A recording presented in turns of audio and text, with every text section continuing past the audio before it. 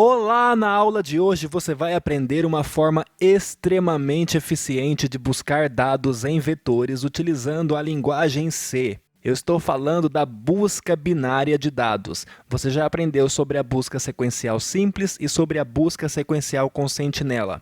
Hoje, meu amigo e minha amiga, você vai aprender um método muito mais eficiente de buscar dados do que esses dois que a gente viu. Só que esse método tem uma limitação. A gente só consegue utilizar a busca binária se o vetor estiver completamente ordenado, ou em ordem crescente ou decrescente. No mundo real, então, a gente usa a busca binária em aplicações em que a gente tem poucas inserções e remoções, mas muitas buscas de dados. Por exemplo, imagine que na sua cidade exista uma agenda telefônica gigantesca com os telefones de todos os cidadãos. Os dados desses cidadãos serão inseridos uma vez por ano. Depois disso, os dados serão ordenados.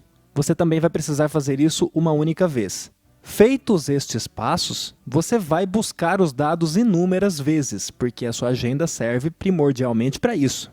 Neste caso, como os dados estarão ordenados, a busca binária é uma excelente opção. E para deixar os dados ordenados, a gente tem duas alternativas. Ou a gente insere o dado de forma ordenada. A cada vez que a gente for inserir um novo dado, a gente já coloca esse dado na posição do vetor em que ele precisa aparecer. Ou a gente insere todos os dados e executa um algoritmo de ordenação em seguida.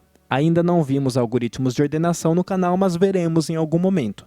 A ideia da busca binária é a seguinte: você sempre vai chutar que o elemento que você está buscando está no meio do vetor. Se você tiver chutado o meio e o elemento for o elemento do meio, ótimo, você encontrou. Se não for, você vai verificar de qual lado do vetor o elemento buscado pode estar e vai descartar o outro lado. E você repete esse processo até você encontrar o elemento ou não haver mais vetor para verificar. E neste caso, o elemento não estará no vetor. Vamos ver isso visualmente. Eu tenho aqui um vetor completamente ordenado com 19 posições. De 0 até 18. Suponha que eu quero buscar a chave 20 neste vetor aqui. Visualmente, a gente percebe que ele está aqui na posição 11. Como a busca binária procederia para encontrar o elemento 20 neste caso? A busca binária vai manter 3 índices. Um para o início do vetor, outro para o final e outro para o meio, que é a posição onde ele vai chutar que o elemento está. Então, neste caso, eu terei uma variável início, que eu chamei de ini, apontando para a posição 0, uma outra variável fim, apontando para 18, e a busca binária vai fazer o seguinte cálculo. O meio vai ser igual à parte inteira da divisão por 2 do início mais fim. Quando eu somo dois inteiros e divido por 2, em linguagem C, eu pego a parte inteira da divisão. Início mais fim dividido por 2 dá 0, mais 18 dividido por 2, que é 9. Então, a busca binária chuta que o 20 está na posição 9. Ele chuta que o meio é aqui, ó. O 20 não está na posição 9. Quem está na posição 9 é o 15. Como o 20 é maior do que o 15, não faz sentido buscar mais do 15 para a esquerda do meu vetor. Então, a busca binária descarta completamente essa metade do vetor e continua a busca com a metade da direita, neste caso aqui.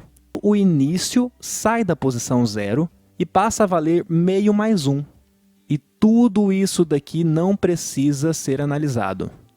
O algoritmo procede da mesma maneira. Calculamos o meio. 10 mais 18 dividido por 2, que é 14. Então, a busca binária vai chutar que o 20 está na posição 14. Na posição 14, eu tenho 30. Então, eu sei que eu tenho que olhar para a esquerda do vetor. Logo, do 30 para a direita, eu posso descartar. E neste caso, eu tenho que mover o apontador fim para meio menos 1. Novamente, eu descarto metade do vetor que eu estava analisando. Repito o processo. Meio é igual a 10 mais 13 dividido por 2. Parte inteira da divisão vai dar 11. Então, ele chuta que o 20 está na posição 11. Opa, ele achou o elemento. Excelente. Vamos ver agora um caso em que a gente não acha o elemento. Por exemplo, tem o mesmo vetor e eu estou buscando a chave 19 neste vetor. Vou fazer a animação mais simplificada agora, tá? Busca binária vai chutar no meio do vetor, que é a posição 9. 19 é maior do que 15, então ele exclui todo o vetor de 15 para trás. Do vetor que restou, ele chuta o meio dele. O meio deste vetor vai ser 10 mais 18 dividido por 2. Então, ele vai chutar este elemento aqui. 19 é menor do que este elemento. Então, ele descarta do 30 para a direita. Agora, ele chuta a metade deste vetor aqui. No caso, posição 11. 19 é menor do que o 20, que está na posição 11. Então, novamente, ele descarta do 20 para a direita. Só tem um elemento agora. Os ponteiros início e fim estariam apontando para o mesmo elemento. O meio seria a posição 10, 19 é maior do que 10. Então, eu tenho que ir para a direita do vetor. Quando eu faço isso, não tem mais vetor para ver. Então, o elemento não está no vetor. Na prática, eu consigo verificar que o elemento não está no vetor quando início e fim se cruzam, ou seja, quando início é maior do que fim. O algoritmo é este daqui. Coloco o início na posição 0, coloco o fim na posição tamanho do vetor, menos 1, e eu faço do while. Enquanto eu não achei o elemento, ou seja, a chave é diferente do elemento do vetor que está no meio dele, e o início é menor ou igual ao fim, ou seja, ainda tem vetor para ser analisado, o que eu vou fazer? Calculo o meio. Meio é igual ao início mais fim dividido por 2. Se a chave que eu estou buscando for maior do que o elemento do vetor que está no meio do vetor, significa que eu tenho que olhar para a parte direita dele.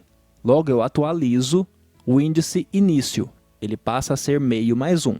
Se não, se a chave for menor do que o A de meio, significa que eu tenho que olhar para a esquerda do vetor.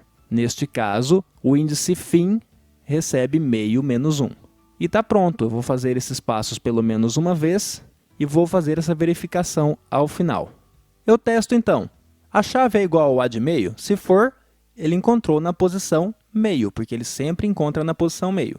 Se não, ele não encontrou. Neste caso, eu estou imprimindo menos 1. Poderia imprimir não encontrou. E para finalizar esse vídeo, vou mostrar aqui então por que a busca binária é tão eficiente.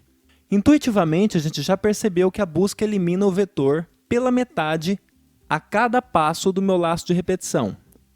Agora, quantas vezes eu tenho que fazer essas verificações do laço de repetição? Vamos supor que eu estou buscando o elemento que está aqui na posição 0 do vetor. E esse vetor tem 1024 posições, que colocando na base 2 é o mesmo que 2 elevado à décima. Tenho 2 elevado à décima elementos. A busca binária vai chutar o elemento do meio, que é o que está na posição 511. Vai eliminar a metade do vetor que ele não precisa e vai chutar o elemento do meio de novo, que vai ser a posição 255. Vai eliminar de novo a parte da direita que ele não precisa e vai chutar o elemento do meio do que restar, que vai ser a posição 127, o meio desta metade anterior. Ele está buscando V de 0, então ele ainda tem que eliminar essa metade da direita. Ele elimina e testa o elemento número 63. Ainda não encontrou. Ele elimina novamente e testa o elemento 31. Não encontrou. Elimina novamente e testa o elemento na posição 15. Não encontrou. Elimina mais metade do vetor e testa o elemento na posição 7. Não encontrou ainda. Elimina de novo a metade da direita do vetor e testa a posição 3. Não encontrou. Ele elimina a metade do vetor. Agora ele testa a posição 1. Não encontrou. Novamente ele elimina a metade do vetor. E o algoritmo fez o número máximo de passos possível, que é quando eu tenho que ir até o vetor ficar com uma posição só para ser verificada. Mas olha só quantos passos eu tive que fazer. 1, 2, 3, 4, 5, 6, 7, 8, 9, 10. Então, de um vetor de 1024 posições, em 10 passos, no máximo, a busca binária consegue verificar se o elemento está lá dentro ou não.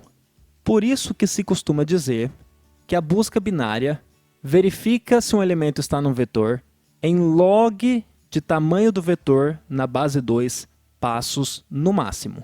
Logaritmo de 1024 na base 2 é logaritmo de 2 à décima na base 2. Então ele faz 10 passos no máximo. E a gente verificou aqui que são 10 passos mesmo. Ah, professor, mas ele está aqui na primeira posição. Se eu usasse uma busca sequencial, eu ia acertar de primeira.